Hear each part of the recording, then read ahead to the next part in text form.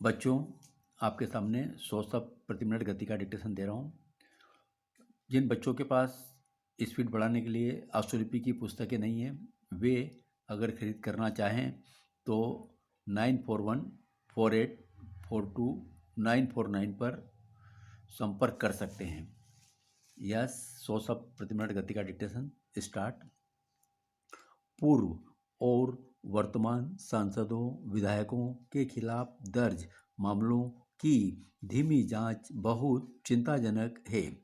जिन मामलों में जल्दी फैसले आ जाने थे वे भी अटके हुए हैं।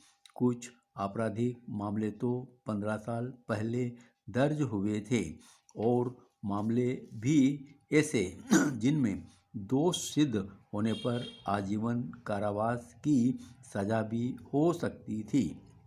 लेकिन ऐसे मामलों में भी जांच की दिशा में केंद्रीय जांच ब्यूरो सीबीआई और प्रवर्तन निदेशालय की धीमी कार्रवाई बहुत चिंता में डाल देती है।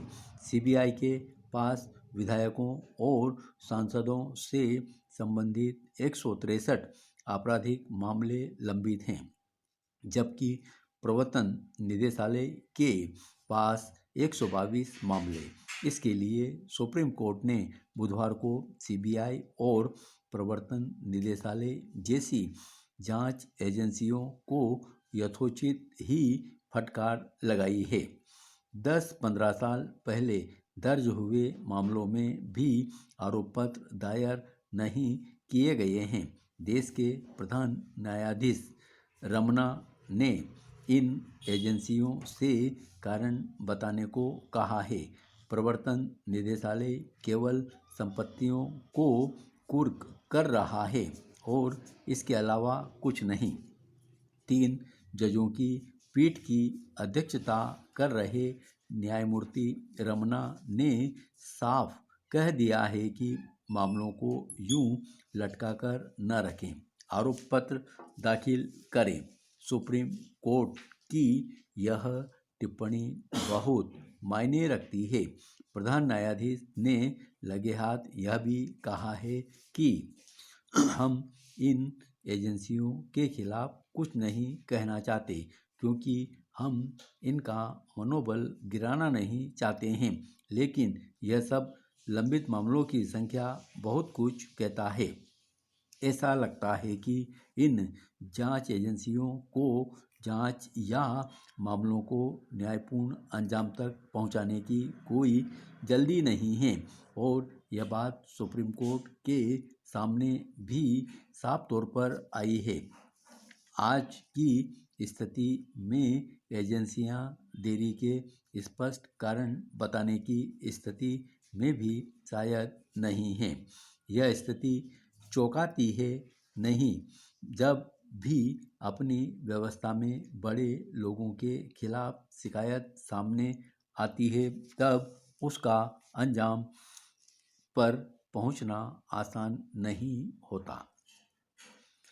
कानून व्यवस्था संभालने वाली एजेंसियों भी यह बात नहीं समझती कि अगर किसी अपराधी नेता को 10 साल का मौका मिल गया तो वह 2 बार चुनाव जीतकर क्या कर सकता है।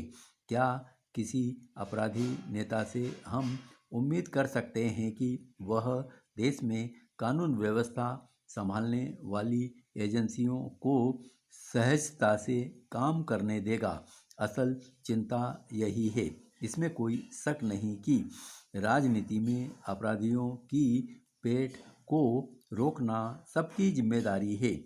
विशेष रूप से राजनीतिक दलों को अपनी भूमिका के प्रति सजग होना चाहिए। कुछ ही समय पहले सुप्रीम कोर्ट ने एक अन्य मामले में 9 राजनीतिक दलों को अवमानना का दोषी ठहराया था। दिक्कत यह है कि राजनीतिक दल दागी नेताओं को बचाने की हर मुमकिन कोशिश करते हैं।